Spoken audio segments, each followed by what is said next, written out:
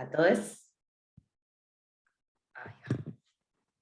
Bueno, bienvenidos a todos a lo que es el cuarto encuentro de esta capacitación de acompañamiento psicolegal a las personas del colectivo LGBTIQ+. Bueno, mi nombre es Julieta, yo soy integrante de la Asociación Colectiva de Abogadas Trans Lesbo Feministas. Bueno, para mí es un honor hoy presentarles a quien va a estar charlando con todos nosotros. Ella es Andy Panciera, es psicóloga, se graduó en la Universidad Nacional de Mar del Plata. A su vez es especialista en terapias familiares por el Instituto Ackerman de Nueva York. Por otro lado también es integrante de la Asociación Internacional por la Salud Transgénero y también es consultora para las Naciones Unidas en todo lo que tiene que ver con temáticas que estén vinculadas con la diversidad sexual. En el ámbito local, además de ejercer su profesión como psicóloga, es coordinadora del proyecto de género y familia de la ciudad de Rosario.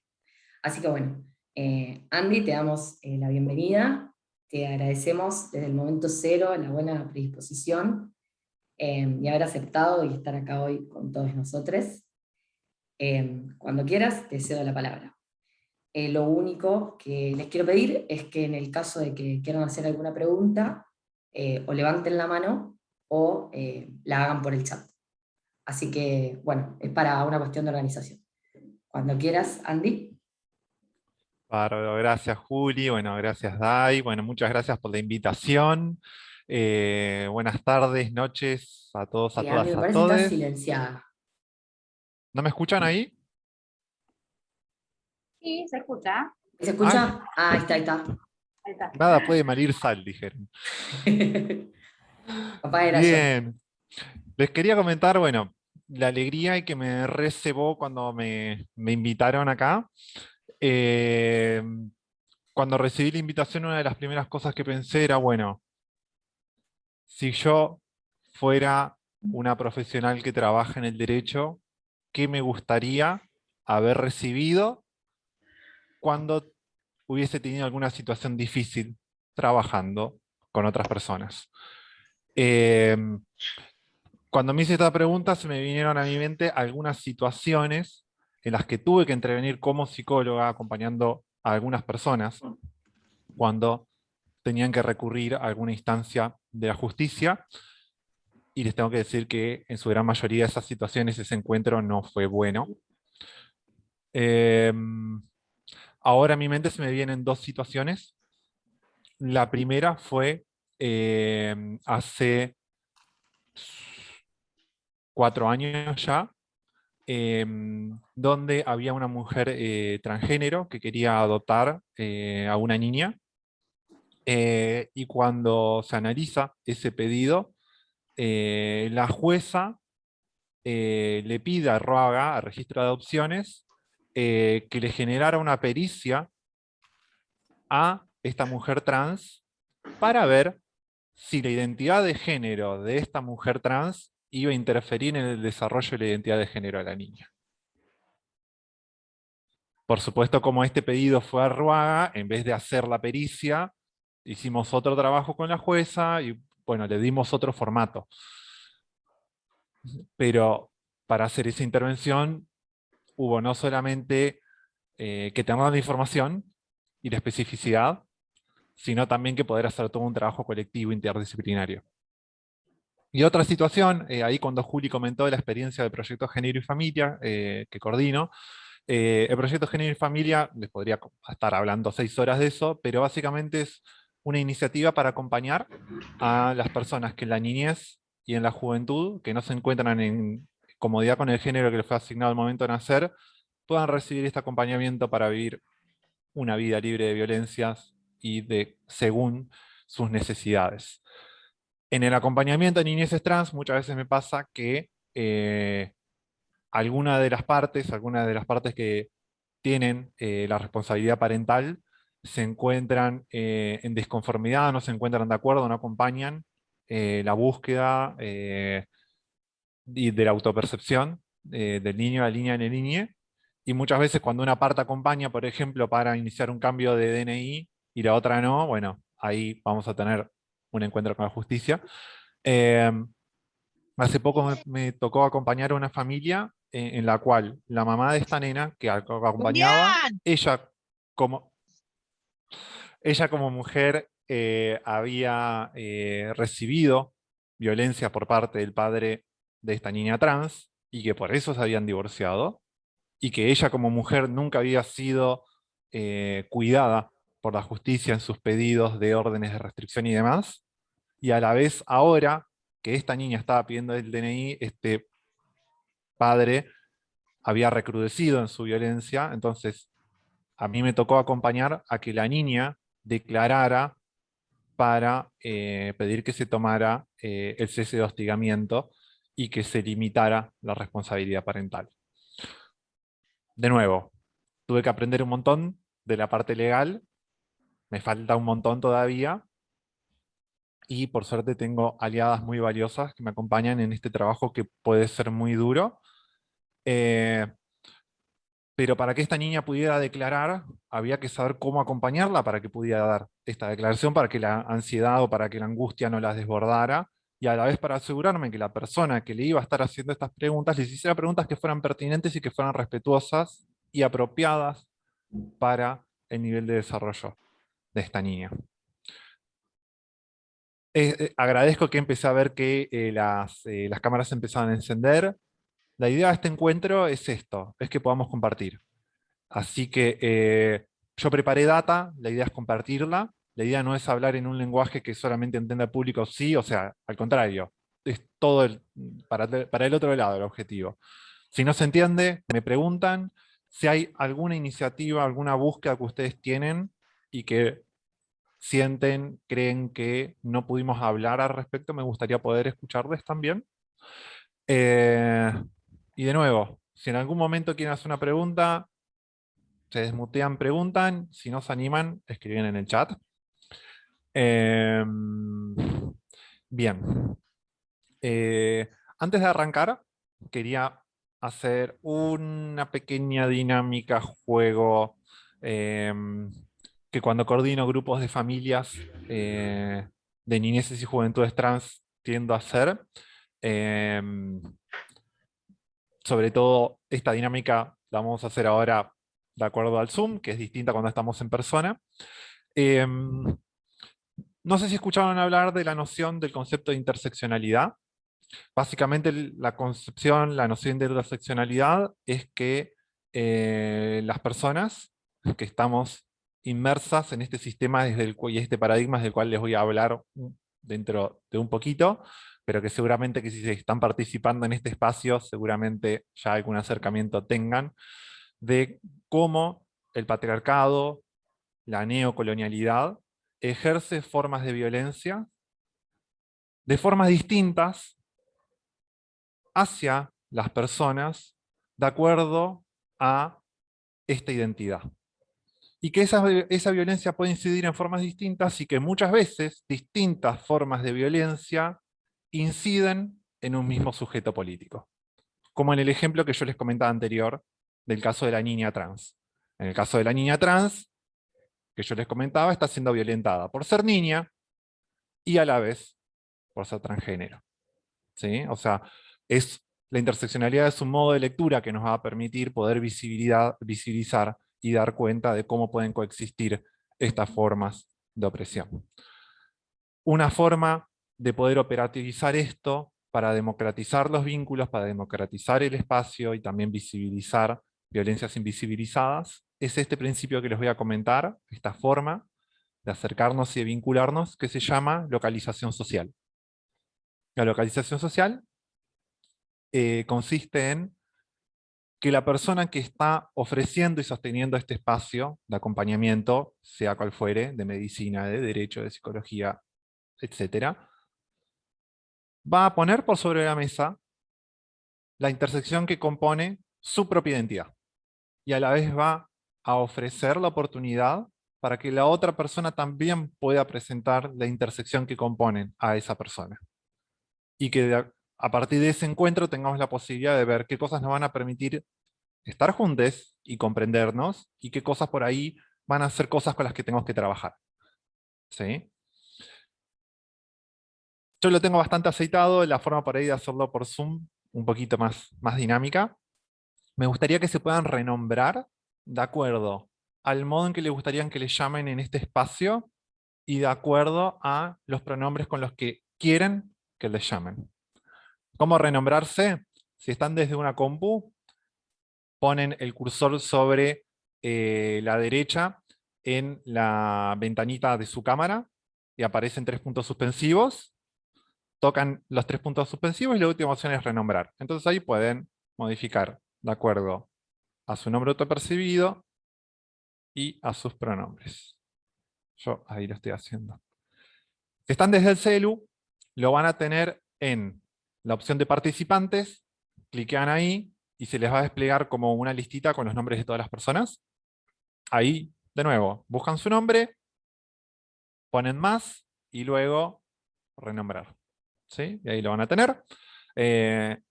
Si les cuesta o algo, no sé si Julio Day, cuál de las dos es anfitriona, ahí lo pueden hacer. ¿Sí? De nuevo, ver cómo pasó un aire fresco y renombró los nombres y están los pronombres en pantalla es algo sumamente lindo de ver. Y fíjense que ya cambia un poco la forma de acercarnos y cómo humaniza el espacio. Comentarles de acuerdo o sobre mí. Bueno, mi nombre autopercibido es Sandy, no es el nombre que figura en mi DNI. Actualmente me encuentro en una batalla muy grande con el registro civil de la provincia de Buenos Aires, que sigue cajoneando mi trámite de cambio de identidad de género. Ya estoy cansada, ya no sé a quién acudir, así que después, chicas, socorro. No, pero tengo ahí como una batalla personal de lo voy a conseguir a llamadas telefónicas, porque si no puedo obtenerlo por medio de lo que cualquier ciudadana lo podría obtener, no lo quiero. Me identifico como una persona trans no binaria, mis pronombres son ella, ella. Pertenezco a la colectividad judía. Vivo acá en la ciudad de Rosario, pero soy originaria de la ciudad de Mar del Plata. Mi familia, en su gran mayoría, está en la ciudad de Mar del Plata. Y todavía sigo abriéndome camino en esta hermosa ciudad que me dio el lugar, pero que a veces se torna un tanto compleja de habitar. En términos raciales, le podría decir que en este país paso como blanca. Les aseguro que cuando nos movemos de Latinoamérica nos hacen notar que somos latinas y ahí notamos que no tenemos ese privilegio blanco. Y cuando vamos a otros lugares también tenemos mucha resistencia para notar cómo el racismo atraviesa nuestra forma de habitar y tratar a los demás, así que también quiero nombrar eso. No sé si hay alguien que tenga ganas de comentar algo, que tenga ganas de compartir, de acuerdo a esto. Está abierto el espacio si quieren comentar, si quieren pensar cómo sería. Pame. ¿Cómo estás, Andy? Bueno, muy interesante, la verdad, todo. Y yo me quedé pensando en el término de neocolonialidad, porque siempre había escuchado hablar sobre la colonialidad, pero no en términos de neo. Sí, me gustaría escucharte más al respecto. Gracias. A vos, buenísimo. Bueno, me das el pie para pasar entonces a la presentación, para lo que tenía preparado para hoy. Verán que en realidad el Power, el único sentido que tiene es como ir presentando los conceptos de forma más ordenada. Quédense tranquis que yo el Power, cuando terminamos, se los paso para que lo manden. ¿Sí? Y también les voy a mandar un poquito de material que está digital. Así que si les quieren sacar fotos, sáquenselos, pero no es necesario, yo para que no se enrosquen de acuerdo a eso. Bien, para arrancar, dos libritos que no les voy a mandar, pero que seguramente los hayan visto en Filosofía del Derecho y si no, se pueden conseguir de muy fácil, que son El orden del discurso y la verdad y las formas jurídicas de Michel Foucault.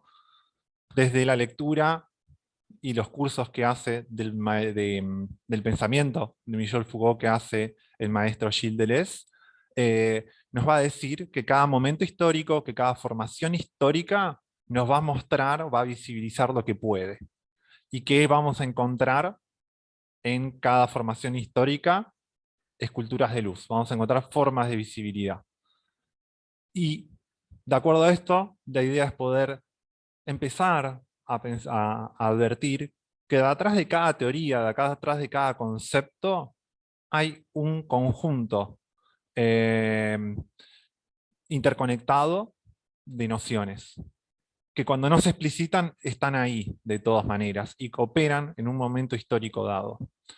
En el saber cotidiano, en la vida pública, la categoría sobre lo normal, lo deseable y lo que produce repulsión, rechazo, objeción, van a estar operando, estableciendo qué cuerpos, qué personas, qué trayectos vitales, qué historias de vida van a ser valiosas, posibles, realizables y cuáles no. De qué nos tenemos que cuidar y de cuál es el mainstream del deber ser.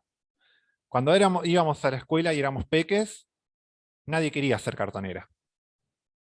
¿Sí? El imperativo familiar de la clase media argentina de los 90 es mi hijo, mi hija, el doctor. Estas categorías, cuando las traducimos en lo que se va a conocer como el saber disciplinario, y particularmente acá me voy a reducir a esta intersección de el discurso de las ciencias jurídicas y del discurso psicológico, vamos a ver cómo allí van a estar operando estos imperativos morales en la concepción de lo sano y de lo enfermo, y también de acuerdo a, y acá podríamos ir a cuáles son las fuentes del derecho, a todo lo que ustedes saben, qué es lo que se va a establecer como legal y cómo se va a establecer como ilegal. Piensen que en nuestro país, hasta hace no más de una década, vestirse de acuerdo a una ropa que se asumía que era del género opuesto al cual figuraba con tu DNI, estaba en los códigos contravencionales como un delito. Sin ir más lejos, ¿sí? Otra consideración es cómo vamos a pensar a la sexualidad en el encuentro de hoy. Cuando vamos a hablar de sexualidad, no me voy a referir pura y exclusivamente a el aspecto biológico, y en esto la ley de identidad de género advierte bastante, ¿no? Para pensar que la sexualidad va a ser ese entrecruce que va a componer mi cuerpo, cómo yo lo habito, cómo mi cuerpo afecta y es afectado en vínculo con los demás, y cómo mi cuerpo también atraviesa y muestra distintos atravesamientos políticos, pensando que lo político hace alusión especialmente a la noción del poder y a la noción de la libertad en los vínculos interpersonales e institucionales. Habiendo dicho esto, y poniendo la lupa acá en esta parte histórico, social y política, vamos a lo que preguntaba Pame, ¿no? De que, bueno, ¿qué es esto de la neocolonialidad? Y ahora después comento la noción neo. En términos epistemológicos, la neocolonialidad o la colonialidad del saber es un movimiento que van a poder encontrar como referentes a Enrique Dussel, a la misma Rita Segato, que lo que van a estar advirtiendo básicamente es de un proyecto político en el cual unos pocos se establecen como la hegemonía de lo válido, en detrimento y en avance, o sea, la noción de colonialidad en este sentido de que van a ir a expropiar, que van a ir a conquistar a todas ellas otras personas que no entren en este pequeño reducto de la élite o de ese grupo que ostenta privilegios. Este régimen de dueños lo que va a establecer entonces va a ser que va a haber un único modelo válido. Si ustedes piensen que el varón heterosexual, cis, blanco, capitalista, dueño de los medios de producción, va a ser el criterio que va a definir cómo tiene que vivir el resto de la humanidad. En relación a eso también, este modelo, y neo, el prefijo neo tiene que ver con que, sí, no es la colonialidad de 1800, pero esa lógica se reinventa pero siempre va sosteniendo una matriz, una forma de funcionamiento. ¿Qué es este? ¿Qué es la lógica del capital? ¿Qué es la lógica de apropiación, de rapiña y de apropiación de los demás? No solamente apropiación de la verdad, sino también apropiación de los cuerpos, de la tierra, del saber. Y este modelo, esta forma de organización, va a establecer como estrategia de dominación, ¿no?, que el mundo está organizado de una forma necesaria, ¿sí? Que lo que nos pasa no es una construcción, que lo que pasa no está invisibilizando la lucha histórica de la conquista, sino que dicen no. O bien las cuestiones de género y este ordenamiento está establecido, inscripto en el ADN de las personas, y ahí pensemos que es el ABC del racismo, por ejemplo, o bien que hay un ordenamiento divino, y ahí volvamos a los discursos eclesiásticos que marcan y que buscan establecer, de nuevo, el deber ser de cómo yo debo habitarme como persona y construir mi vida y cómo debo vincularme con los demás, y que estas dos formas, estos dos esencialismos son inamovibles. Cualquiera de estas dos versiones, y pónganse a analizar los discursos que votaron en contra de la ley de interrupción legal del embarazo. Eran los dos grandes criterios para apelar en contra de la ley. O bien porque Dios y mis creencias, o bien porque la naturaleza. ¿Sí? Dos formas distintas de la misma lógica.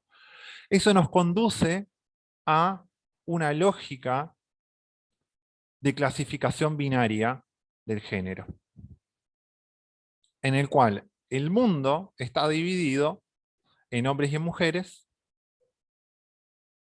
entendiendo que el hombre es aquel que nace con pene, y que aquel que porta el pene es el que tiene el deber de decidir y el poder para hacerlo. Y esta matriz lo que va a terminar de ordenar también es fijar estos roles y estos estereotipos de género de acuerdo a mandatos. Toda esta organización lo que va a hacer es que este sujeto político, a esta forma de masculinidad, detenga un lugar de privilegio en desmedro y sosteniendo una posición de subalternidad de todas las otras identidades, ¿sí?, que van a mantener un lugar de subalternidad. La ciencia no escapa a esto, ¿sí? De hecho, la ciencia es un brazo armado del neocolonialismo, del patriarcado. Lo está en la medicina, lo está en el derecho y lo está en la psicología.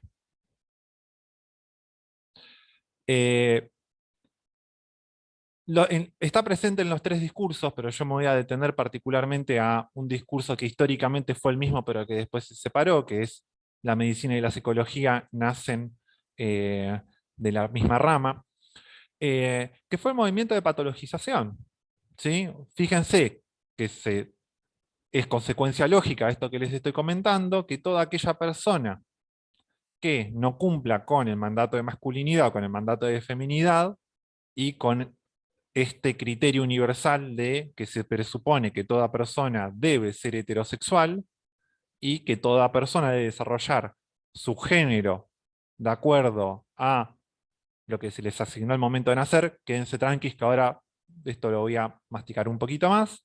Todas aquellas personas que no sigan esos lineamientos van a ser tildados como enfermos mentales. No sé si alguien identifica esta foto.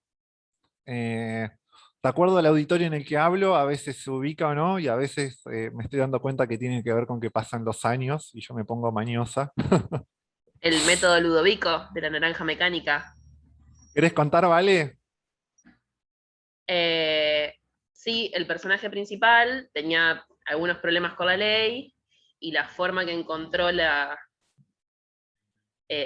forma que se encontró para disciplinarlo fue mostrarle ciertas conductas hasta hacerlo sentir rechazo, y de esa forma se lo pretendía corregir. Perfecto. Eso que vos estás describiendo de forma magistral es lo que se conoce que se publicó allá por 1920 y que quedó instalado con una potencia tremenda, como las, comillas, comillas, comillas, terapias, porque de terapia no tiene nada, de conversión, ¿sí? O de aversión. Que básicamente yo lo único que cambiaría para el contexto en el que lo estamos utilizando es que a personas del colectivo de la diversidad sexual se les mostraban imágenes, la idea esta es de que la conducta a modificar o el proceso a modificar, ya sea esto de, ok, mi género autopercibido es otro, o bien mi orientación sexual es determinada, a las personas se les administra un estímulo adverso hasta que el dolor va condicionando, que el dolor va asociándose a esa experiencia y por lo tanto la persona después va a sentir rechazo a eso y va a volver a esa supuesta normalidad. Este principio también se vio por determinadas prácticas como las lobotomías, terapias de shock eléctrico, y también no aplicadas por profesionales, pero sí otras prácticas comunitarias que se estuvieron dando, por ejemplo, son las violaciones correctivas. No sé si alguna vez escucharon hablar de esto. Hay muchas personas que cuentan, ¿no? De que un familiar, un docente, una persona de un circuito confesional, ejemplo, vos sos lesbiana porque nunca te cogieron bien. Así que te voy a violar hasta que se te vaya lo lesbiana. ¿Sí? ¿Por qué hacen esto? Y ahora volvemos a otro concepto en nuestra caja de herramientas, que es lo que Rita Segato denominó como pedagogías de la crueldad, ¿no? Este sistema establece estas concepciones, y como el patriarcado es el aire que respiramos, las personas, por medio de un acto de obediencia, tendemos, por medios que muchas veces ni siquiera podemos advertir, a operativizar y a defender esta forma de organización que les estaba comentando anteriormente. Por suerte, donde hay poder, hay resistencia y hay líneas de fuga, así que eso lo que fue haciendo es que las personas del colectivo pudiéramos ir organizándonos, reclamando nuestros derechos, organizándonos y haciendo también vínculo de vínculos de alianzas. Entonces, a partir de todas estas movilizaciones, empezaban a haber algunos cambios, no solamente al interior de las instituciones que legislaban sobre los estándares de salud, sino también teniendo incidencia en el campo social. Entonces, podemos pasar de esta lógica de la patologización a una forma atenuada, pero que en el corazón sigue siendo una versión parecida, que es este paradigma que es proteccionista, ¿sí? Ahí, cerca de los 70, se empieza a dar, yo no podría irme por la tangente y hablar de historia y de la revuelta de Stonewall y cómo las organizaciones de diversidad sexual empezaron a instalar sus luchas, no me voy a ir por ese lado, pero sí mencionarles que producto de todas estas conquistas, en la Asociación de Psicología Americana se abre un área que es el área 44, destinada a la investigación y a las buenas prácticas en diversidad sexual, y empieza a instaurar esta línea de trabajo, ¿sí? Que en realidad no habría algo patógeno en la identidad de las personas pertenecientes al colectivo de la diversidad sexual en sí mismo, sino que lo que termina generando padecimiento psíquico es el haber crecido en una sociedad que te vulnera constantemente. El tema es que la propuesta que va a llevar adelante la APA en ese momento es, por un lado, empezar a presionar para que la Asociación de Psiquiatría Americana, cuando cambia el manual diagnóstico, es que saque a la homosexualidad de esas categorías diagnósticas, porque ustedes saben que hasta no hace tanto la homosexualidad y las identidades trans éramos consideradas, ¿sí?, como enfermas mentales, que a eso me refería cuando hablaba del movimiento de la lógica de la patologización. La APA interviene para que la Asociación de Psiquiatría Americana también quite esto de modifique estos manuales, pero la propuesta que van a hacer es aminorar y reparar luego de que el daño suceda. O sea, la sociedad va a seguir generando vulneración de derechos. Los profesionales lo que hacemos es reparar las consecuencias de eso. Y nos vamos a tener a eso. Un movimiento superador, y digo, hoy por hoy muchas de las propuestas que están van a esta sintonía y se quedaron acá. Muchas de las políticas públicas están destinadas a esta lógica. ¿Sí? Un movimiento superador tiene que ver con justamente poder trascender no solamente la patologización, sino también no solamente disminuir los efectos del trauma, sino es ver cómo podemos acompañar a las personas para que puedan transitar su vida de una forma libre de violencia. Cómo yo puedo hacer por medio de distintas acciones, tanto en lo profesional como en lo político, favorecer que la persona pueda desplegar su proyecto vital. ¿Sí? Entonces el movimiento afirmativo lo que va a hacer es decir esto, es que hay tantos géneros y tantas sexualidades como personas en el planeta, y que la construcción subjetiva a cada uno es tan válida como la de los demás. Y por lo tanto,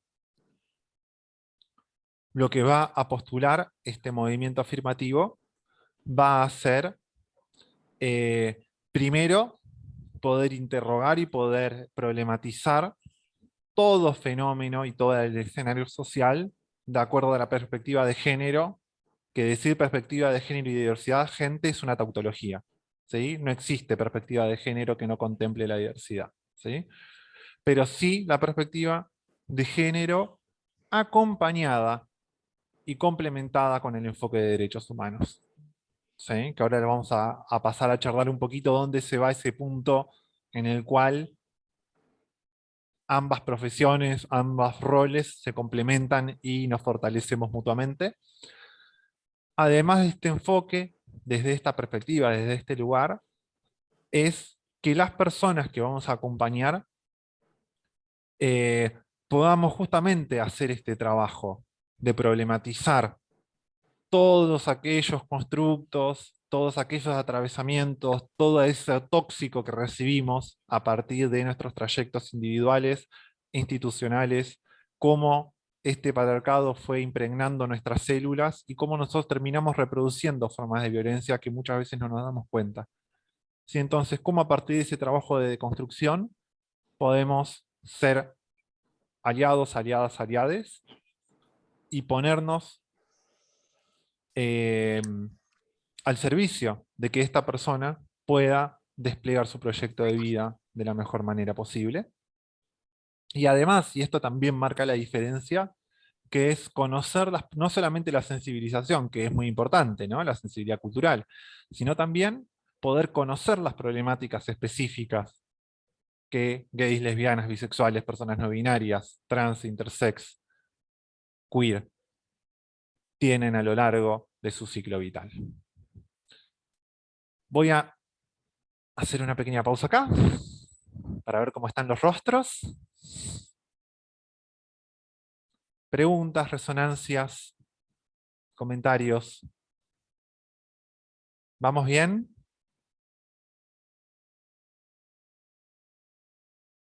Diga, veo una mano levantada. Hola, buenas noches, Sandy. Primero que nada, muchas gracias por la charla, viene estando fantástica. Y nada, bueno, yo también soy psicoterapeuta y trabajo haciendo acompañamientos a personas trans y no binarias, y me parece súper importante como recalcar en un punto la necesidad de como esta perspectiva afirmativa en la labor psicoterapéutica, y creo que es algo que no está difundido para nada dentro de las facultades. De hecho, yo vengo de la Universidad de Buenos Aires, me recibí ahí en 2020, y es profundamente, es terrible escuchar las cosas que dicen con tanta impunidad jefes de cátedra de la facultad, y se han denunciado en innumerable cantidad de veces, y creo que, digamos, nosotros como psicólogos justamente tenemos que tener una sensibilidad particular con este tipo de cuestiones, y quizás me gustaría escuchar más adelante, quizás cuando la charla ya haya terminado, quizás cómo conseguís vos la experiencia de la psicoterapia para personas trans y no binarias, como qué cosas hay que tener en cuenta, digamos, como para poder compartir ideas sobre lo que consideramos pertinente en ese tipo de acompañamientos. Pero bueno, nada más eso quería decir. Muchas gracias. Perfecto, perfecto. Muchas gracias a vos.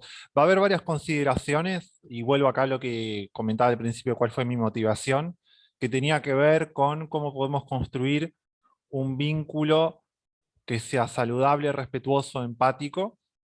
Y yo creo que esas consideraciones van a valer para todo espacio de trabajo profesional, toda forma de acompañamiento.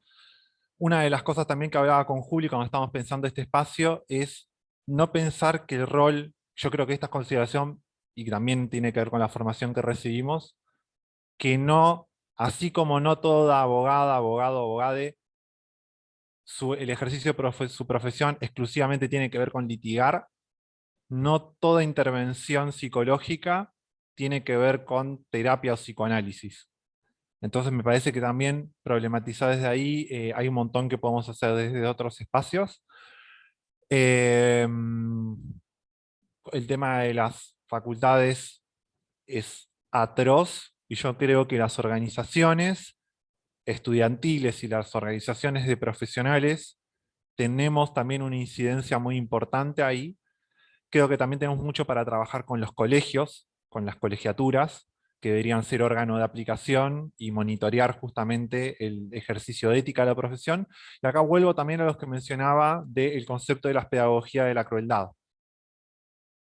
No importa si a una persona que forma parte del colectivo es maltratada y violentada. ¿Por qué? Porque los corazones de las personas fueron insensibilizados al respecto.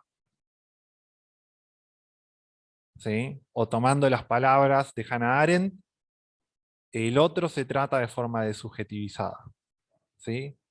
El otro se empieza a transformar de a poco en un estereotipo, el otro negro, el otro judío, el otro puto, el otro torta, el otro traba, y deja de tener ese estatuto de ser humano, de ser el otro leotre en tanto semejante, y empieza a ser una cosa, empieza a ser un estereotipo. Entonces cuando lo veo recubierto con unas sábanas en el semáforo de la esquina, no me fijo si abajo de esas sábanas hay un corazón palpitando. Y eso está a nivel académico también, y creo que también hay un montón para hacer. ¿Sí? Después, si me falta algo, me lo preguntás, porfa. La idea es que tengamos un espacio justamente para poder charlar todo esto.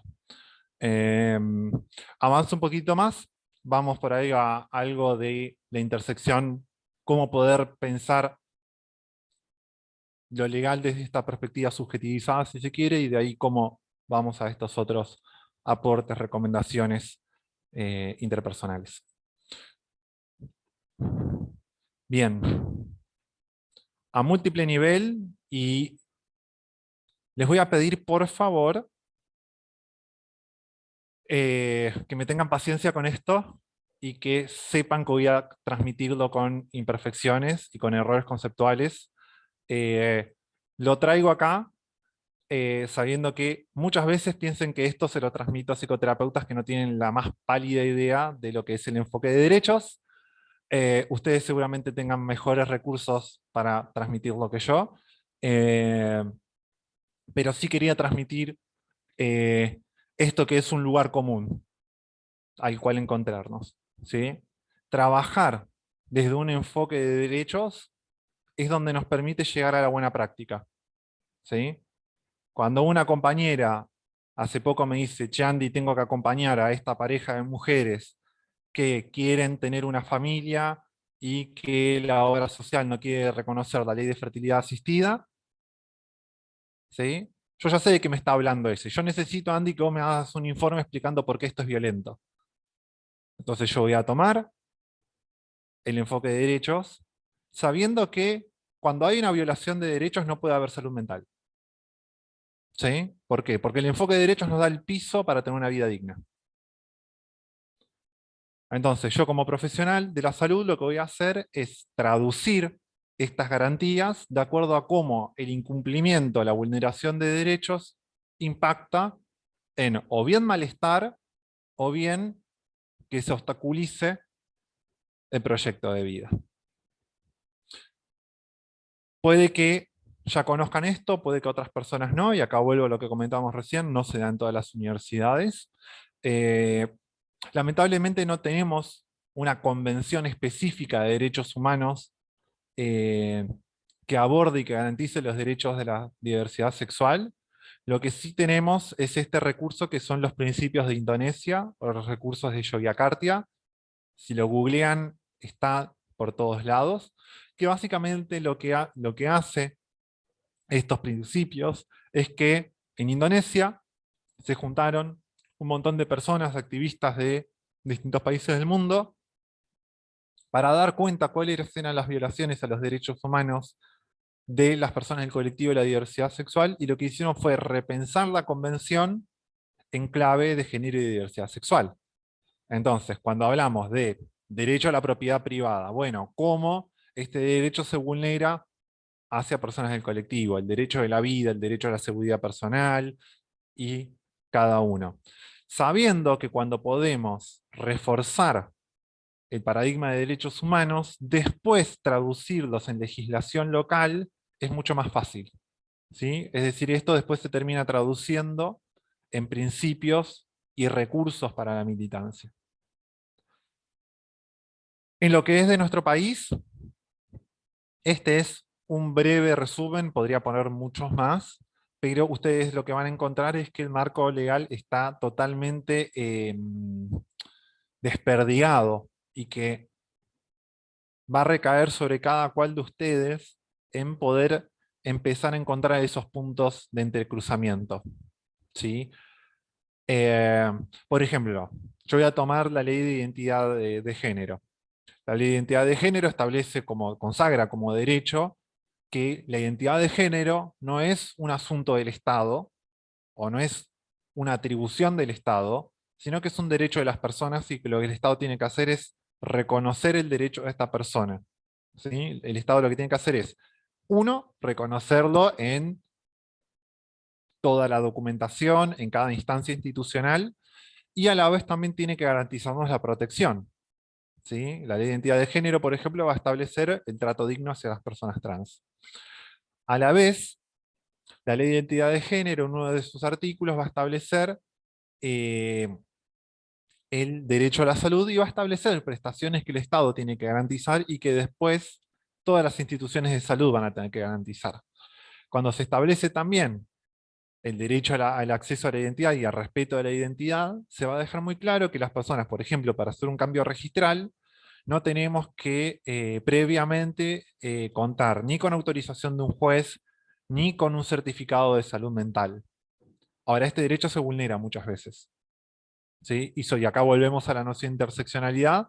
Muchos adolescentes, por ejemplo, quieren cambiar el DNI, y lo que les va a decir una profesional médico, su familia, la escuela, va a decir, no, no, primero tenés que tomar hormonas, o al revés, ¿no? Una persona que empieza terapia hormonal, no, no, o sea, hasta que no cambies de DNI no vas a poder hacer eso.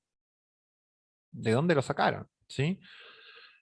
Ahora, la ley de identidad de género, si bien está dando esta noción de la no patologización, va a haber ciertas cosas que no nos va a terminar de decir. Entonces ahí vamos a la Ley Nacional de Salud Mental, que la Ley de Salud Mental lo que nos va a decir es que no se pueden hacer diagnósticos ni prescribir tratamientos teniendo como objeto o como causal la identidad de género ni la orientación sexual de las personas. ¿Sí? Y ahí podemos empezar a ver cómo las leyes se van a empezar a ir complementando entre sí. ¿Sí? Y de igual manera podemos ver cómo la ley de matrimonio igualitario se va también a complementar con la ley de reproducción médicamente asistida. Si vamos, por ejemplo, a la ley provincial de protección de niños, niñas y adolescentes, ahí vamos a ver cómo también establece la responsabilidad, primero el derecho, ¿no?, de niños, niñas, adolescentes a recibir la protección ante situaciones de discriminación. Y cuando se enumeran las causales de la discriminación, una de las causales es la sexualidad. ¿Sí? Entonces acá podemos ver cómo desde la ley de identidad de género generamos la intersección con las niñeces. ¿Sí? Y ni que hablar de la ley de educación sexual integral y la ley para prevenir y erradicar toda forma de violencia hacia las mujeres, en tanto que las mujeres trans o las transfeminidades también son formas de mujeres.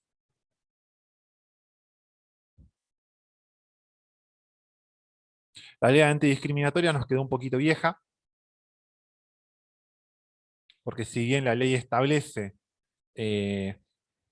la protección frente a formas de discriminaciones entre las que habla de la sexualidad, no termina de ser específica de acuerdo a, bueno, la discriminación en distintos ámbitos y cómo eso se da particularmente en cada una de las identidades, en cada uno de los posicionamientos subjetivos que componen al colectivo de la diversidad sexual.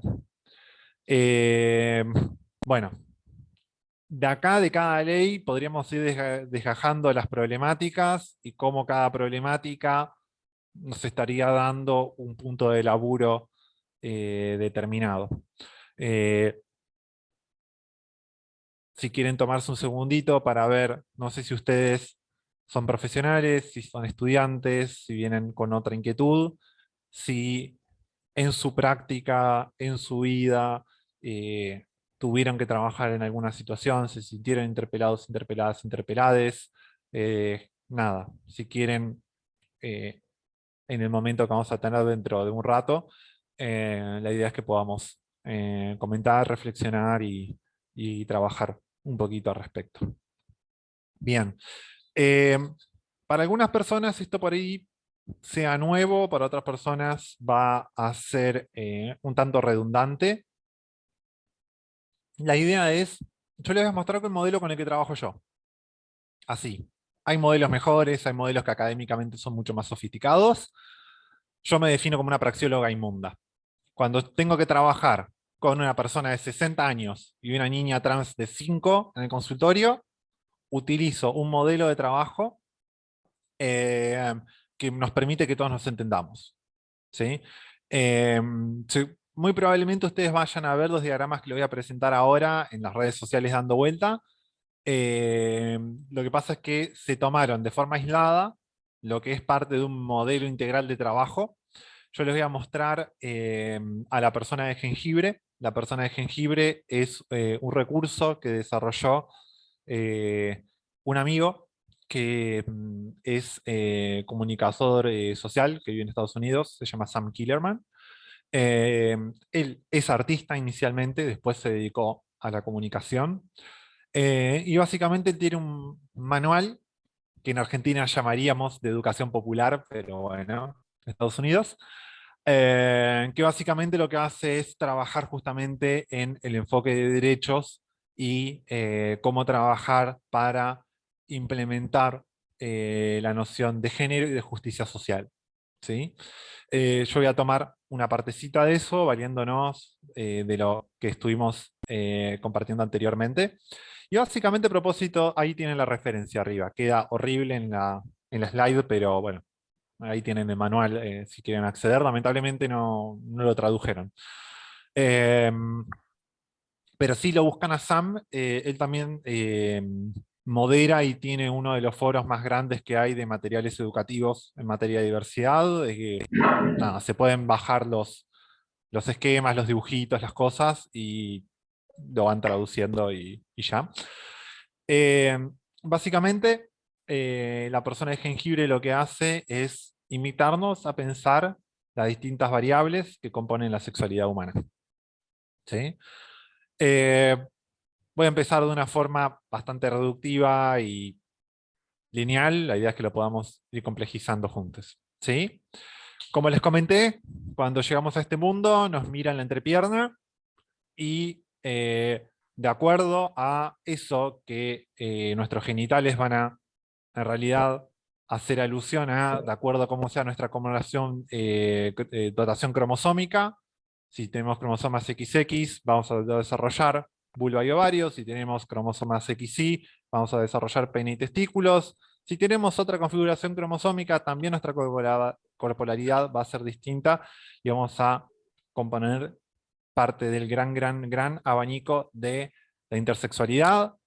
Guiño también para que el día de ayer fue el día de visibilización de las identidades trans, de las identidades intersex. También importante empezar a hablar de eso. El tema es que, de acuerdo a esta dimensión biológica de cómo están nuestros genitales, nos van a mirar y van a decir que si tenemos pene y testículos, nos van a decir, vos sos varón. Y si tenemos vulva y ovarios, nos van a decir, vos sos mujer. Este proceso por el cual se nos dice qué vamos a hacer de acuerdo a nuestro cuerpo es lo que les comentaba al principio de género asignado al momento de nacer.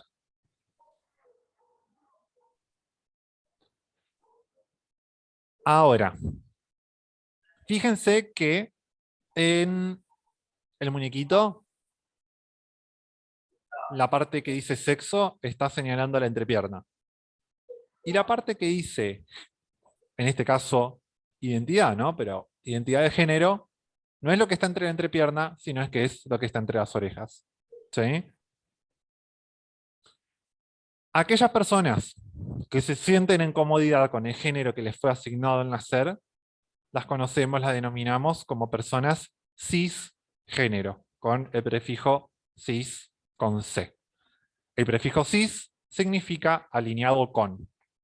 ¿Alineado con qué, me preguntarán? Alineado con las expectativas. Y fíjense que aquellas personas que nacieron con vulva y ovarios están en el diagrama en línea recta para abajo con mujer. Y las personas que nacen con pene y testículos están alineadas con línea recta con la categoría hombre. ¿Sí?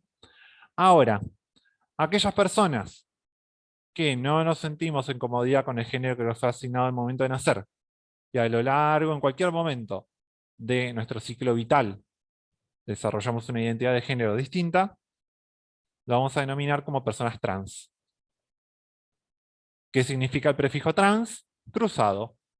¿Cruzado a qué? Bueno, en esta maquetita, de acuerdo a estas categorías, cruzado las expectativas. ¿Sí? Entonces fíjense, por ejemplo, cómo aquella persona con cromosomas XX que nace con vulva y ovarios está cruzada con la noción de hombre. En ese caso, aquellas personas que nacieron con vulva y ovarios y construyen una identidad de varón, lo vamos a conocer como varón trans. Aquella persona que nació con pene y testículos y que su identidad es de mujer, la vamos a denominar como mujer trans. Ahora, fíjense que también este diagrama nos invita a pensarlo de otra manera, ¿sí? Y que si el binarismo de género se piensa como cajas en los cuales, y se acuerdan cuando hablamos de neocolonialismo y les decíamos como un modelo binario varón-mujer, punto. Bueno, este diagrama nos invita a pensar que la sexualidad tiene menos que ver con un sistema de cajas y que se parece más a la paleta de los colores, donde de acuerdo a donde yo me vaya parando en esa paleta, la gradiente va a ir cambiando y empiezo en un color y termino en otro. ¿Sí? Es decir, como si fuera una lógica difusa. Entonces, así como en la dimensión de sexo están las personas intersex, también desde una lógica no binaria hay personas no binarias. Dentro del abanico de las personas no binarias tenemos un montón de género variable, de género fluido, de género expansivo, queer. En definitiva, estamos hablando de personas cuya experiencia de género no se desarrolla bajo estos códigos de varón-mujer. ¿Sí? Ahora, esto de que se da por sentado que si yo digo, ah, che, mirá, esa persona que dice Manuel que tiene barba, es varón, y le voy a decir él. Presumir que una persona es cis pura y exclusivamente por su apariencia física, es lo que llamamos cissexismo, ¿sí? Es decir, yo doy por sentado que lo natural, lo esperable, lo saludable, lo bueno, es no ser trans. Y a la vez, sí, yo, porque, disculpame porque sos el primero, como fuiste el último que hablaste, te tengo ahí al toque. Si como yo veo que en la pantalla dice Manuel y veo que tiene barba, digo, ah, no, listo, es heterosexual. Esta presunción de que las personas son heterosexuales de forma universal es lo que conocemos como heteronormatividad. Y en su gran mayoría el derecho está conformado con este sesgo. Ustedes recuerdan que cuando se hablaba de familia, hasta no hace tanto, en la legislación argentina se hablaba que la finalidad del matrimonio, y por lo tanto de la familia también, tenía que ver con la reproducción. ¿Sí? Bueno, eso es lo que queremos subsanar. Cuando estamos en la sala de espera, veía que el spot de la colectiva era estamos haciendo la revolución, te necesitamos. Bueno, justamente un poco la idea es poder revertir esos sesgos. Ahora bien, como les comenté, tenemos la corporalidad, tenemos nuestra identidad que tiene que ver con esta construcción y cómo yo habito mi cuerpo y cómo organizo, cómo doto de sentido todo esto. Y después vamos a tener esta tercera variable, que es la expresión de género, que hace alusión a cómo yo pongo en actos todo eso, cómo yo expreso esta construcción interna que hago. Sabiendo que hay una rueda de ida y vuelta, que yo expreso mi género, lo expreso a los demás también, y que la forma de expresar mi género refuerza también la persona que yo soy. ¿Sí? Expresando mi género es como yo lo construyo. Y la expresión de género hace alusión a esto, a cómo tengo el pelo, a si me pinto las uñas, si uso maquillaje, ¿sí? Es decir, cómo voy tomando los estereotipos de género que establecen o que están imperantes en mi medio social en un momento determinado, cómo me apropio de ellos, cómo los problematizo o no, y cómo los utilizo para poder expresarme. ¿Sí? Y por último, me quedó esta dimensión que hace alusión al corazoncito de la persona de jengibre, que habla a la orientación del deseo. ¿Sí?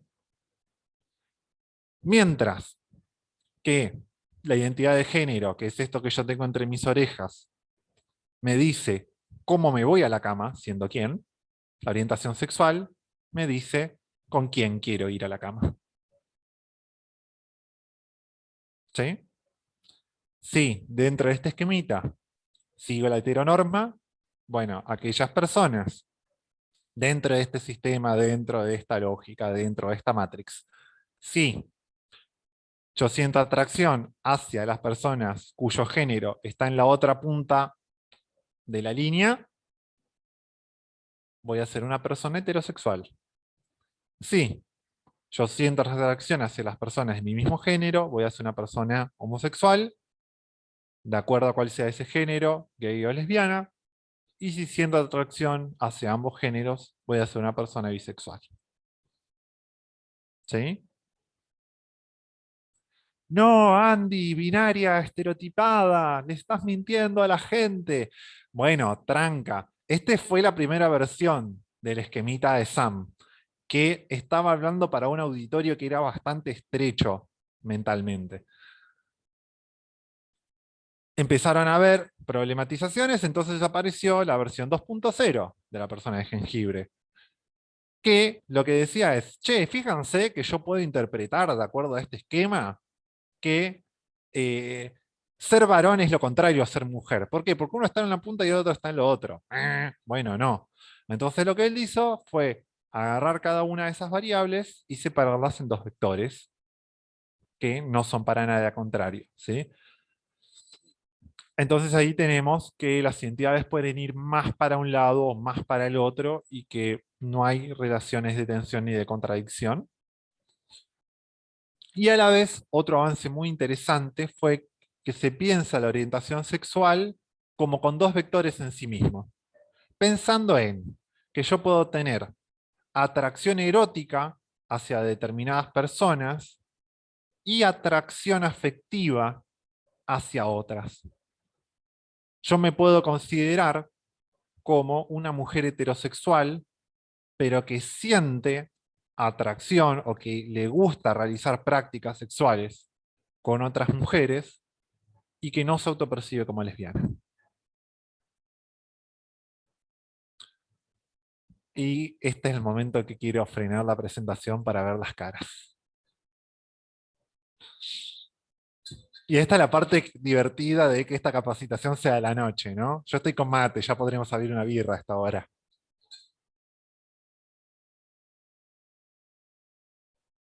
Dudas, comentarios, resonancias, manifiestos, declaraciones. Nah, Les diría propuestas, pero eso va por mensaje privado.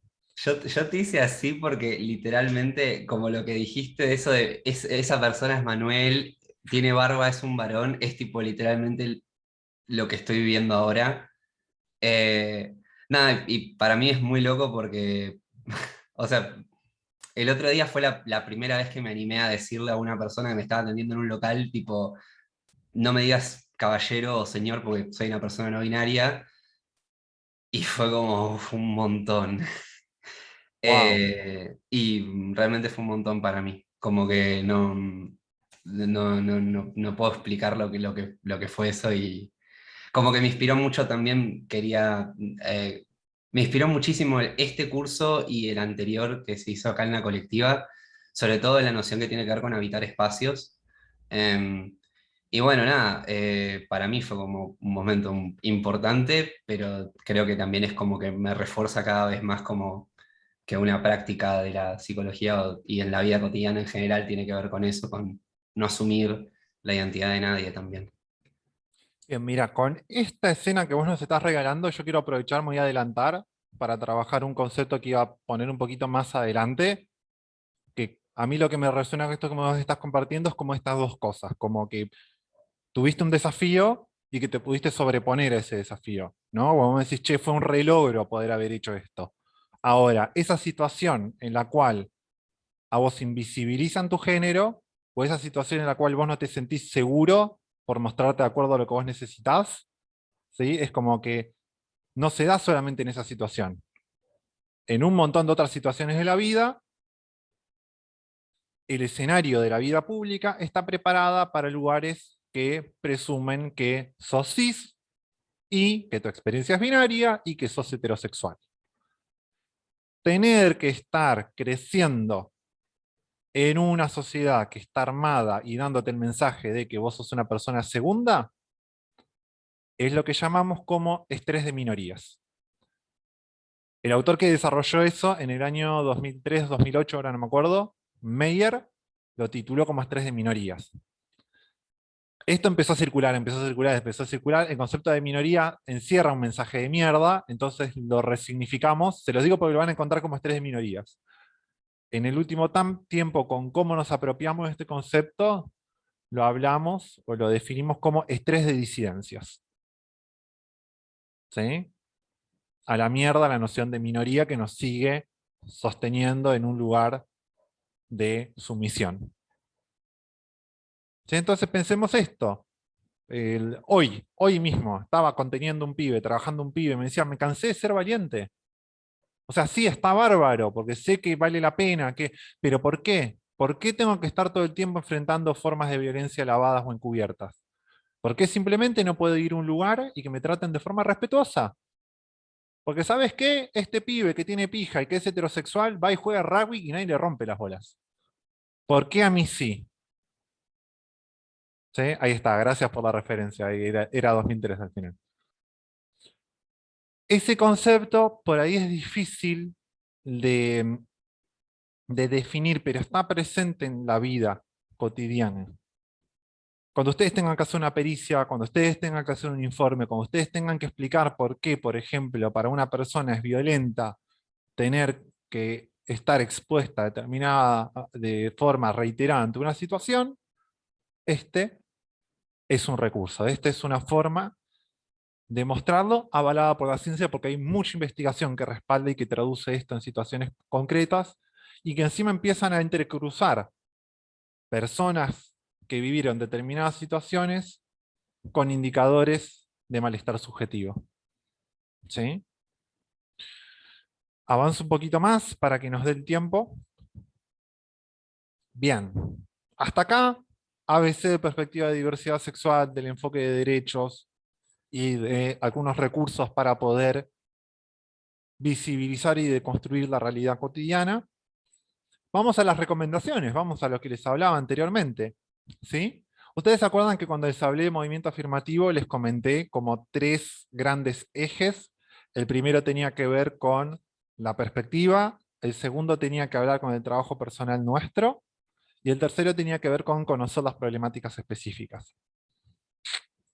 Bueno, el primero es lo que hablamos recién, que tenía que ver con el estrés de disidencias. No podría haber craneado un ejemplo mejor que el que acabamos de recibir. El otro, y que también es una de las grandes líneas de trabajo, y que si vos me preguntabas de las cosas que trabajamos en psicoterapia de forma específica y que tenemos que tener formación específica, es esta slide. Te diría que las 4 primeras son así como las nucleares. La segunda, la noción de la internalización del estigma, tiene que ver con esto, de que si yo estoy expuesta a vos no sos mujer, sos menos mujer que aquellas personas que nacieron con vagina, vos sos un raro, tu cuerpo es feo, estás demasiado gorda, estás demasiado flaca, eh, eh, si no estás demasiado gorda y no estás demasiado flaco, no tenés gracia. Eh, sos demasiado alta, sos demasiado baja. ¿Sabés qué? Vas a ser deseable siempre y cuando tengas menos de 30. Nadie te va a querer. Eh, no estás preparado para este trabajo, no sos suficiente, no sos válido. Todos esos mensajes negativos en torno a las personas del colectivo de la diversidad sexual, lamentablemente, a veces nos las terminamos tragando. Y se terminan transformando en parásitos que carcomen nuestra identidad, que carcomen nuestra autoestima, que menosprecian nuestro sentido de seguridad interna. ¿Sí? Y tengan en cuenta que muchas veces esto va a estar mediatizando el pedido de ayuda, el pedido de asistencia. ¿Sí? Cuando trabajamos, por ejemplo, con medios de prueba en personas vulnerabilizadas, esto va a ser algo que le van a tener que prestar atención. ¿Sí? Una persona que va a una cámara Gesell y no habla, ¿por qué es? ¿Porque no sufrió daño? ¿Porque está mintiendo? ¿O porque está entrando a ese lugar totalmente empobrecido y sin un respaldo? ¿Sí? Ejemplo para mencionar. El proceso de salida del armario, que no tiene que ver con solamente con decir, papá, mamá, me la como. Es un proceso complejo, muy complejo, en el cual primero yo me habilito a poder sincerarme conmigo misma. ¿Sí? De nuevo, suponiendo las 2 cosas que les comenté anteriormente. Reconocer todo el sufrimiento que padecí, reconociendo también esos fantasmas que me están atormentando, y cómo yo decido hacer algo al respecto. Cómo puedo amarme a mí misma, cómo puedo respetarme a mí misma, y cómo puedo elegir una vida verdadera. Y saber que todo eso requiere un esfuerzo que no debería ser así. Pero lamentablemente vivimos en un mundo que nos violenta. Entonces poder salir del armario implica un esfuerzo doble. ¿Sí? Hay autores que hablan que salir del armario no es solamente esto de reconocer cuál es mi orientación sexual o mi identidad de género, sino también tiene que ver con que si me voy a poder relacionar con los demás. Si yo voy a poder participar de la vida social de acuerdo a la persona que yo soy, o si no. El acompañamiento de los procesos de transición. Una parte gruesa del trabajo que yo hago es mandando notas a las obras sociales para que cumplan con las prestaciones que la Ley de Identidad de Género establece. Hace no tanto, un varón trans quería pedir una operación de afirmación, que era la toracoplastía, es decir, que intervenía en su pecho para que tuviera una forma plana. La obra social mandó una auditoría y lo mandó a auditar con una psicóloga y una psiquiatra. ¿Qué hicieron la psicóloga y la psiquiatra? Le fueron preguntando para hacer una línea de tiempo para ver cómo fue su atracción, su orientación sexual, por ejemplo. Y le decían que para poderse hacer la operación tenía que tener una cantidad determinada de terapia hormonal y que tenía que haber hecho el cambio de DNI. Totalmente en contra de la ley. ¿Sí? ¿Ustedes creen que esas personas recibieron alguna sanción por algún colegio de algo? ¿Ustedes saben lo que dice el Tribunal de Ética cuando vamos con estas denuncias? Sí. Entonces tenemos mucho para hacer ahí. ¿Se acuerdan cuando vimos marco legal, que yo les comentaba el tema del matrimonio igualitario, les comentaba la ley de reproducción médicamente asistida? Hablemos de divorcios también. Si ustedes saben lo que es acompañar a una pareja gay, una pareja lesbiana en un proceso de divorcio, bueno, también, ¿no? ¿Qué pasa cuando hay situaciones de violencia al interior de un vínculo del colectivo de la diversidad sexual? Porque lamentablemente no nacemos de un repollo. Internalizamos toda esa violencia y en nuestros vínculos muchas veces terminamos de reproducir la violencia machista. ¿Sí? Entonces, también muchas veces el litigio va a tener que poder dar cuenta de esto. ¿Sí? Y por último también, en definitiva, el acompañamiento en el desenvolvimiento de un proyecto vital, de un proyecto de vida. Yo creo que muchas de las cosas, me quedó poquito, esto se los paso ahora en el Power, tiene que ver con errores frecuentes que tienen que ver con esto de no respetar los pronombres de las personas, las prenociones, apelar al sentido común y decir burradas que escuchamos en algún lugar, bueno, y algunas recomendaciones que en su gran mayoría las fuimos charlando. No quería terminar sin tener un ratito para la discusión, el intercambio, la problematización y demás.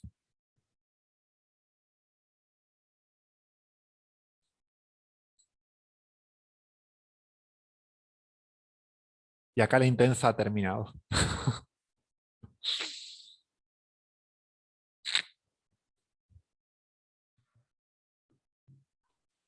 Bien.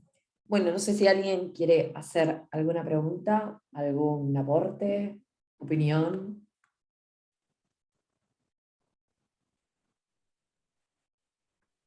Hola, ¿me escuchan? No sé si puedo hablar. No encuentro la manito para pedir la palabra. Sí, Diga Brenda. nomás. Bueno, mi nombre es Brenda, me presento, pertenezco a la colectiva y recién mientras te escuchaba me acordé de una situación que tuvimos. Yo trabajo en el Poder Judicial en la parte del sistema penal y tuvimos pocos casos, pero bueno, algunos casos al fin, de personas que estando privadas de su libertad han, digamos, mutado o se han autopercibido de otra manera que su sexo biológico, digamos, con el que nacieron. Y eso representa un problema, digamos, al momento de definir el lugar de alojamiento, porque, digamos, las cárceles no están preparadas para, digamos, para alojar personas, digamos, trans o no binarias, y eso las coloca en un lugar de especial vulnerabilidad dentro de lo que ya es, digamos, estar privado de la libertad y la vulnerabilidad que eso implica respecto al resto de la población penal. Y particularmente hubo un caso que fue lo que a mí me llamó la atención, porque, bueno, era, digamos, una persona que había nacido con genitales masculinos, que ingresó, digamos, al penal con un nombre, digamos, con su nombre con el que lo inscribieron, y que en su tránsito por el penal se, digamos, manifestó como una mujer sin haber hecho cambio registral, y pedía, digamos, ser alojada en una unidad de mujeres.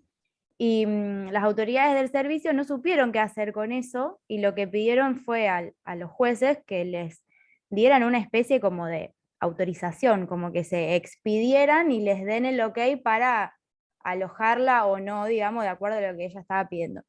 Y la verdad es que nos sorprendió a todos porque primero que nadie sabía muy bien qué había que hacer, digamos, hasta incluso los propios jueces fue como, y con nadie lo quería agarrar, fue como tipo, bueno, no, fíjate, hasta que, bueno, uno dijo, yo tomo la posta, no tengo drama, me interesa el tema, lo quiero estudiar.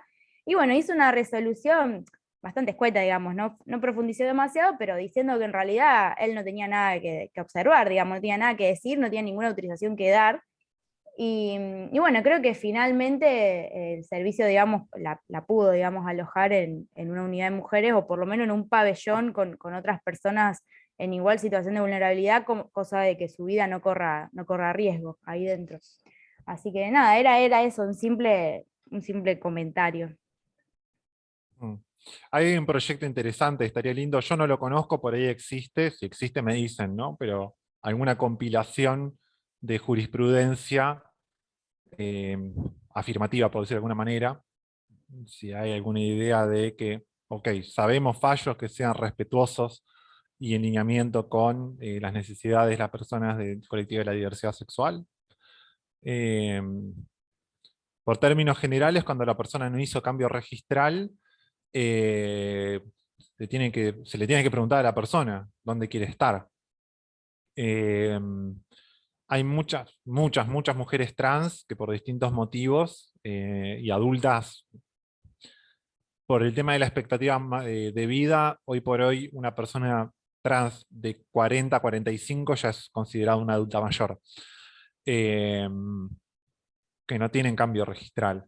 Yo conozco muchas situaciones de personas no binarias o de varones trans que están empezando el proceso de transición, que también, bueno, ahí lo que se hace es se les pregunta dónde quieren estar. Son mayoritariamente a los varones trans, dentro del penal de mujeres se les hace como una unidad de varones trans, por el tema de riesgo a situaciones bueno, de violencia machista, básicamente. Con lo que no es un comentario de forra, se puede decir forra o es poco académico. Eh, es que los genitales no tienen género. No hay tal cosa como genitales masculinos y genitales femeninos, hay genitales.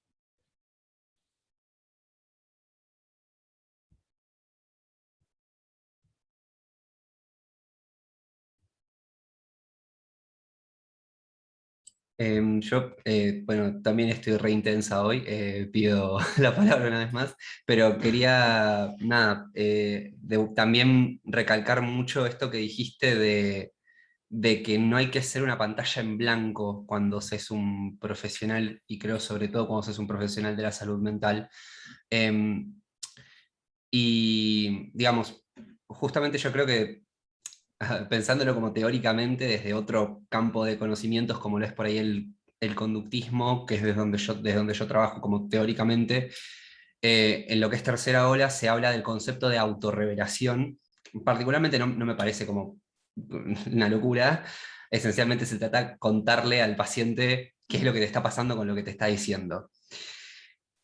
Eh, y digo, me parece que eso en una terapia que se hace con personas trans o no binarias, nuestra experiencia es como importantísima, sobre todo porque eh, construye en conjunto. Me parece que, sobre todo lo he hablado con muchos de mis consultantes y es eso, es como a veces no saber, sencillamente no saber qué es ser una persona no binaria para para otros, en la sociedad, quiénes une en el mundo. Y creo que hay muchísima potencialidad en compartir nuestras experiencias, sí con ciertos recaudos, como digamos, para que la relación sea efectivamente terapéutica, digamos, teniendo digamos, como nuestros considerandos teóricos también desde donde trabajemos, pero sí como utilizar nuestra experiencia al servicio de alguna manera la sanación o el acompañamiento de las personas. Me parece genial que hayas hecho hincapié en eso porque venimos sobre todo de una tradición psicoanalítica que es profundamente, me sale como aséptica, como completamente, ¿Sí? claro, como si fuese algo que Sí. Bueno, limpio, pero no te creas blanco. que eso es algo que escapa al ámbito de la justicia o del acompañamiento, de la asistencia legal. Por eso decía como que yo pensaba esto como bueno, recursos interpersonales, ¿no? Si una persona está ansiosa y viene con el temor de que el lugar donde va a ir va a ser maltratada, si vos estás ahí como con esta cosa, porque se educa como que, bueno, ser un profesional exitoso es hablarle a la otra persona de usted, y hablar como con palabras viejas y que suenan así como rimbombantes. Y bueno, esto de no ser una pantalla en blanco es que si la persona está predispuesta o tiene la idea, porque tuvo malas experiencias en el pasado, de que vos estás pensando que es una enfermedad mental, que está, no sé, que está totalmente equivocada, que tiene un problema, que te está diciendo pavadas, bueno, tu silencio le reafirma lo que la persona trae, ¿no? Entonces, justamente, poder explicitarle a la persona que vos tenés la voluntad de acompañarla, la voluntad de ayudarla, que te estás calentando en escucharla, que si no sabes de lo que te está hablando, no estás entendiendo, te bancás ese no saber y manejás eso con respeto. Y acá volvemos al, che, vos sabés que a mí me pasa de que no, tu imagen en mi cabeza me evoca que te trate con, no para que le digas esto, ¿no? Pero me evoca determinados pronombres. Che, vos me habías dicho que, ¿cuáles eran tus pronombres? Sí, o, no sé, alguna cuestión relacionada a los vínculos de filiación y para tu nombre, para tu compañero, tu compañera, para vos en relación con quién estás. Una mujer trans que tiene hijos, ¿sí? Con una mujer, y que hay una situación de familia a resolver. Bueno, ¿cómo puedo tratar eso? ¿Cómo puedo saber que en esa familia hay dos mujeres? ¿Sí? Y que el pibe y la piba ahí tienen dos mamás. ¿Sí? Entonces, y si esto me genera confusión y no entendí, ahí volvemos al tema de, che, pará, no entendí. Sí, eso también tiene que ver con el tema de no revictimizar.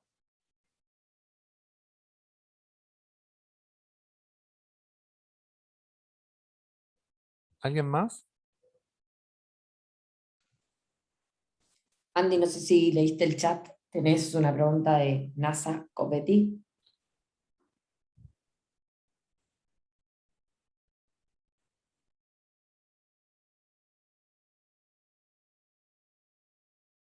Sí, lo que yo comentaba era que no hay tal cosa como separado perspectiva de género y diversidad. Porque si yo no tengo perspectiva de diversidad, voy a caer en este error conceptual de que el género es esencialista, de que la violencia se da por la dismorfia corporal, que se da porque, bueno, hay personas que tienen pene y que por lo tanto eh, oprimen a las personas que no, y que la diversidad sexual es accesoria, y que las reivindicaciones y las luchas del colectivo de mujeres, fíjate que ya es tramposo eso, decir colectivo de mujeres, excluye a las mujeres trans, o excluye a los varones trans que fueron socializados como mujeres. ¿Sí? Entonces, ¿cómo? Con desafíos específicos, pero que en definitiva la lucha es la misma. En definitiva, el ordenamiento que genera la violencia es el neocolonialismo o el patriarcado. Yo a veces pongo neocolonialismo porque patriarcado, de acuerdo al ámbito en el que estoy, puede generar un poco de escozor. Eh, a veces es poco académico hablar de patriarcado, entonces bueno, acostumbré a hablar de neocolonialismo. Pero va a eso, que la forma más abarcativa, más inclusiva, y creo que también políticamente más poderosa, es justamente dar cuenta de que la perspectiva de género incluye a personas gays, lesbianas, bisexuales, trans, no binarias, queer.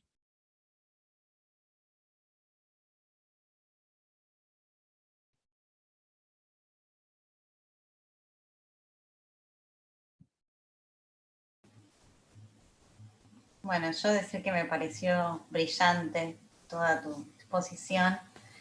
me quedé pensando mucho en el saber disciplinario, en la hegemonía de lo válido, como que me llevo conceptos que me quedan resonando y en los que me imagino un montón de situaciones y de tantas otras formas de opresión, ¿no? Con esto de analizar cada situación desde el enfoque de la interseccionalidad. O sea, me llevo eso, me pareció brillante y consultarte nuevamente porque no llegué a escuchar los libros que mencionabas. Sé que uno es de Foucault, el otro no llegué a escuchar, si los podés mencionar nuevamente.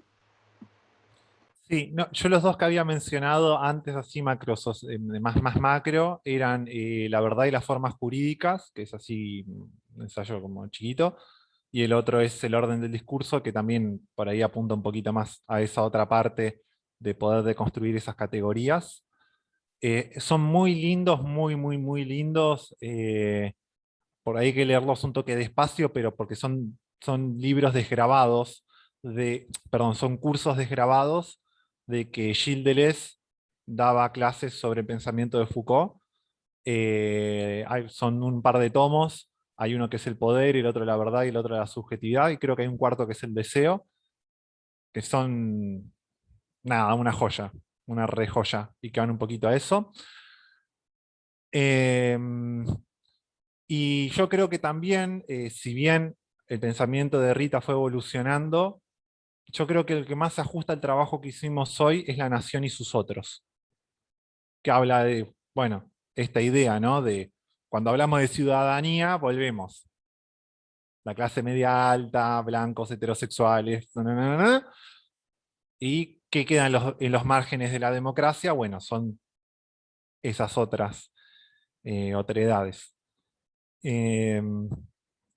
Así que, bueno, de nuevo, gracias por el tiempo, por el compromiso, por la presencia. Un poco con esto que me decía Pame recién, a mí me resonó, espero que esto nos ayude a, bueno, a reforzar la persecución de la justicia y a la construcción de formas de legalidad que sean inclusivas también, ¿no? Que tengan que ver con reafirmarnos y conseguir eso. Y de nuevo, gracias Dai, gracias Juli. Sofi también no estuvo hoy, pero también estuve compartiendo bastante con ella este último tiempo. Eh, Así que será hasta la próxima. Bueno, Andy, sí, la verdad, muchas gracias. Increíble, déjame decirte que a mí me encantó, que quizás es una pavada, pero el primer momento en el que nos hiciste renombrar, nada, me pareció espectacular, la verdad.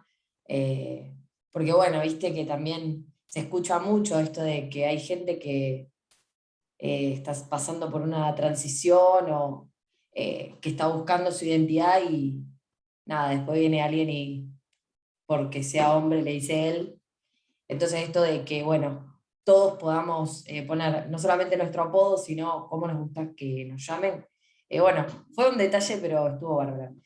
Y más allá de eso, bueno, agradecerte porque como siempre una buena predisposición en el momento cero y bueno, la exposición brillante. Gracias, Juli. Bueno, esperemos que la próxima nos encuentre con mates, con birra, con cara a cara, con abrazos. Y con menos Gracias. calor. Y la próxima nos tenemos que ver en la facu. Lo hacemos ahí. Re. Gracias. Bueno, Gracias a todos. cariños, nos vemos la próxima. Bueno, gracias a todos. Adiós.